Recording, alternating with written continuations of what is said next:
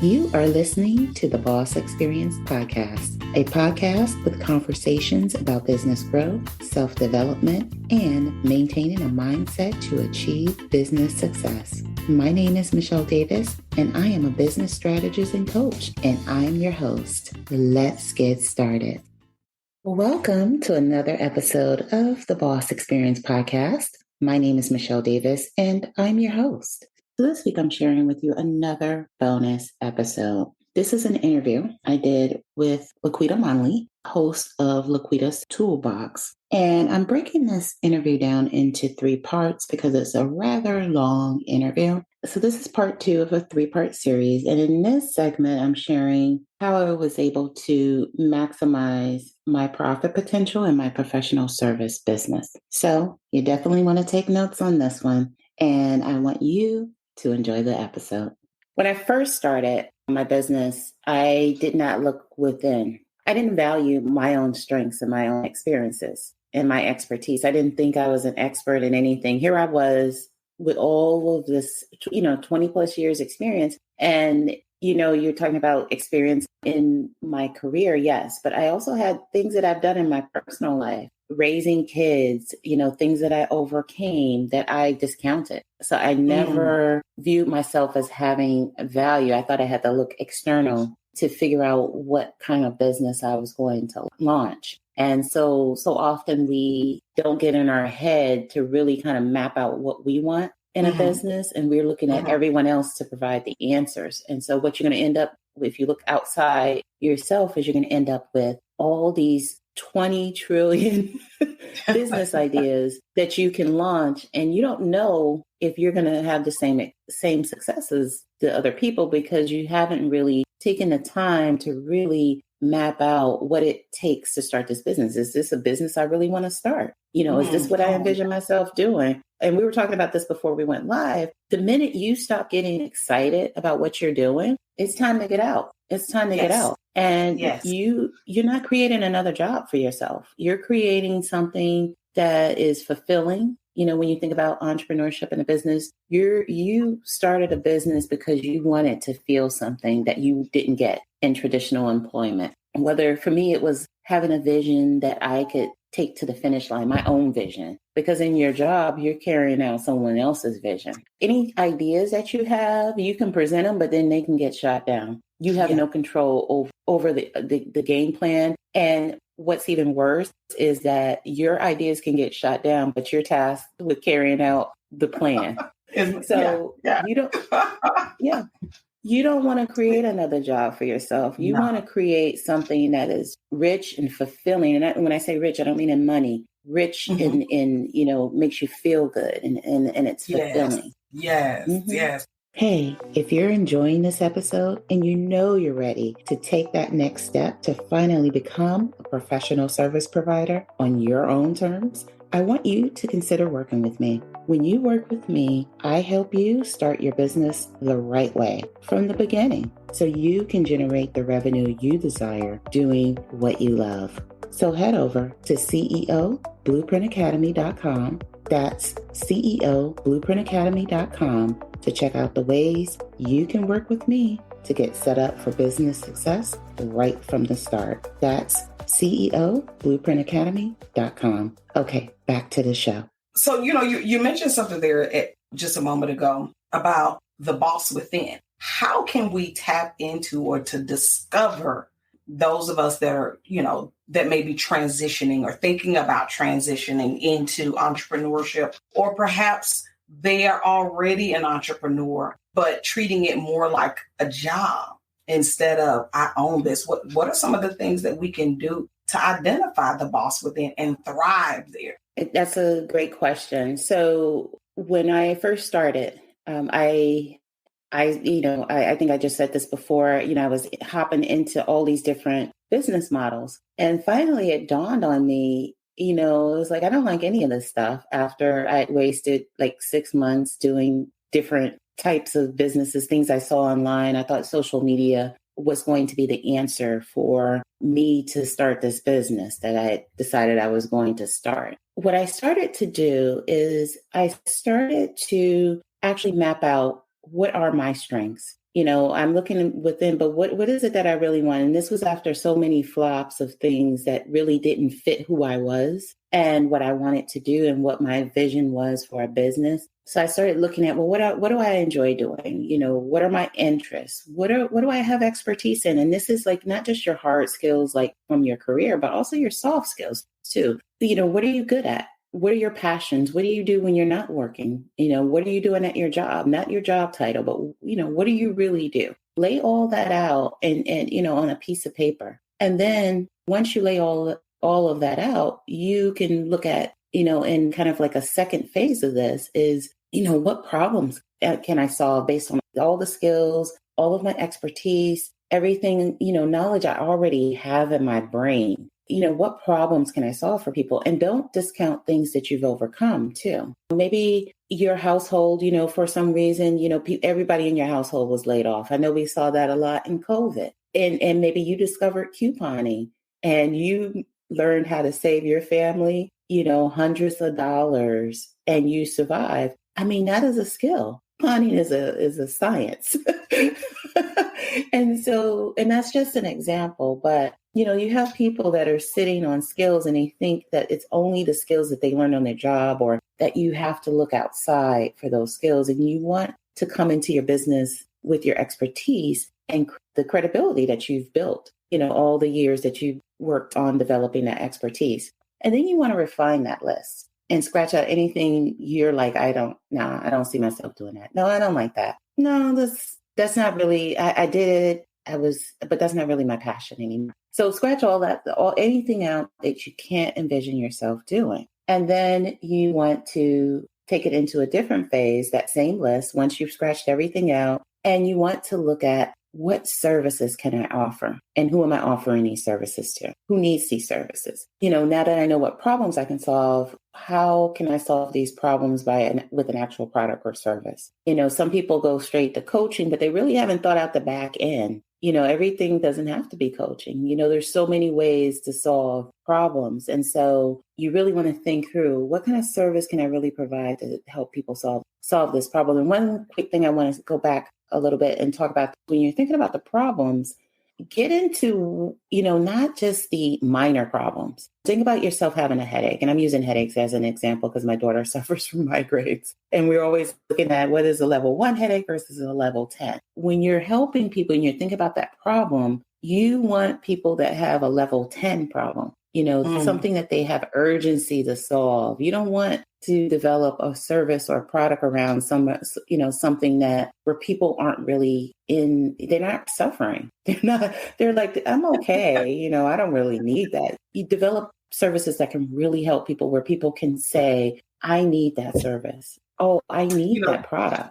Yeah. So it's like, through this process, you're identifying, discovering the boss within. So I'm identifying and believing and accepting every gift and every talent, everything that I'm good at. It's, and that really causes a person to stop devaluing what they bring to the table and who they are. It's like, I have to value me. I have to know my value, know my worth, and every single thing that I do is amazing. I love that you use the example of couponing because, it takes a skill set for that. Like, that's financially savvy, and you're bringing great value to your family and can bring great value to other people's families because not everybody knows how to do it. It sounds easy, but it's not easy. And the ability to teach other people how to do it and they can see those instant savings, you bless some people, big families, small families, single people, like that truly is a gift and a skill set. And we can't devalue what we have. And then the second thing that comes to mind out of what you've said is once I've done that, then once I've identified that within myself and I accept it, then how can I take that to the masses? Like, how can I take that and then use it as a business? Because it's something that I'm passionate about. It's something that I'm good at. And I can teach it to others so that I can earn income. But even now, what you're telling me too is niche that down. We always talk about niching it down and getting really specific to people who that is a level 10 problem for them and not being just a general solution that maybe I'll get to you if and when I have that problem. But how do you narrow in and find the people who that is a level 10 problem for them, and you are an immediate solution for them.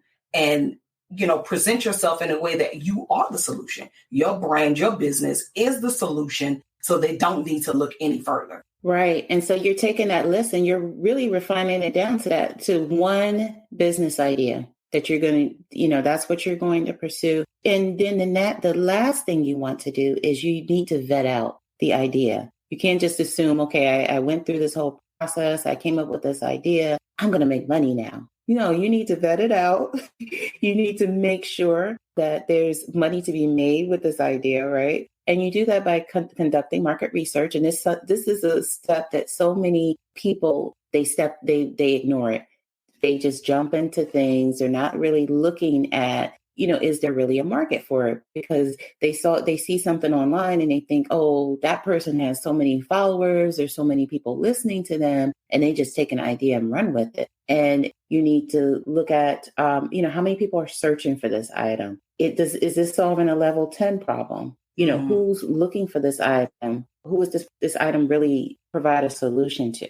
Decide all of that, then you can package it up and look at the competitors. Who else is selling this solution? And the one thing you want to do too, when you're looking at your market research, is you want to look for gaps. You need to know who your competitors are and what gaps there are in the market, because the gaps is where, people, their problems are not being solved. And that is, and that is how you package everything up. You focus on those gaps, you focus on what people are looking for, and you make sure you vet it out. You got to research, you got to do research, and you got to plan.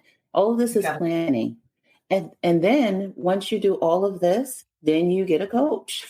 So you're sharing some amazing gems right there. Like that right there, that's helpful. That is really helpful. Mm-hmm. I had a sister this week asked me, she told me what it was she wanted to do, but what she wants to do is so broad. And so she was like, yeah, but I don't want to get started until I know how to do it. And so my question to her was, what part of this massive industry do you want to do? It's broad, so break it down. And then you can do the research. And so she was like, well, I found all of these different, places where I can go and learn, but it's going to cost me. It's going to cost you, number one. Yeah. But are you sure that that particular person can teach you what you want to know about the specific area in the industry that you want to do? And so one of the last things that she said that we talked about was, how do you do the research? Like when you say research, yes, Google is your friend, but you've got to know where to go. And if you haven't niched it down to a specific audience, you're going to spend a lot of time and a lot of energy spinning your wheels that generally ends up in frustration and aggravation, because market research is key and patience is key as well. So let's say, for instance, I'm your client and I've told you that I want to sell the wonderful widget. And the wonderful widget, I want to specifically sell it to housewives between the ages of 35 and 45. With specifics like that, how can I begin my research on the best way to sell the wonderful widget? There's a few ways. First, we dive deep into, what does the wonderful widget do?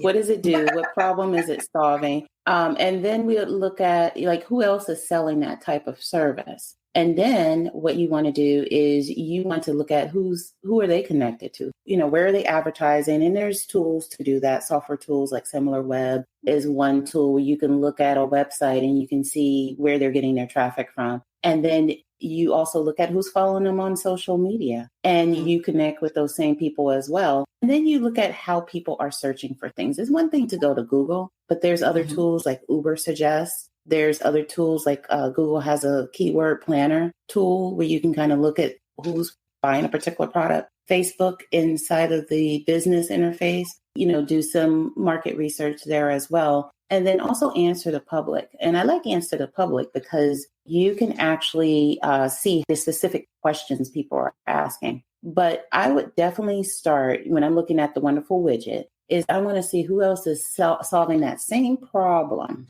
because I want to look at my messaging. I want to make sure I can tap into that same market. And remember, I talked about gaps, right? What gaps are these other competitors? Where are their gaps?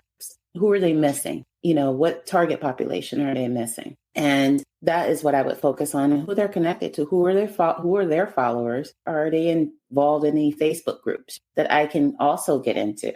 Look at your competitors, break them down and see, who they are, where they're getting traffic from on their website, how are they being found? And you dive deep into who's following them and and look at their messaging, look at what people are asking for. And then I would say also you could run some ads, and you can, do that in the form of a poll where you're running ads. Depending on how big your competitor is, you can run ads to their audience directly. So it's all about, what problem you're solving, because there's no cookie cutter approach to market research. So it's all about really looking at the big problem you solve and really kind of breaking down your strategy for vetting that product out. And that's what I help my clients do with my programs. Those that are listening to us on the live and will catch it on the replay, that 5 minutes probably saved you $50,000. No joke. The number could probably be bigger, and a lot of time just by understanding the tools that you need in order to do the research. And that's just a couple of the tools. You want to know more tools, you got to make sure you connect with Michele. That's what you want to do, because literally she has given you, just blessed you with some free information right there. Thank you for tuning in to another episode of the Boss Experience podcast. I hope you enjoyed that episode, and I hope you came away from that episode with a lot to reflect on. And just as a reminder, you can always visit CEOBlueprintAcademy.com to see how you can work with me. So with that being said, that concludes this episode. Thank you once again for tuning in. And I can't wait for you to tune in to another episode of the Boss Experience podcast. Take care and be well. Thank you for tuning in to the Boss Experience podcast. Don't forget to leave a review for this episode and tune in next time.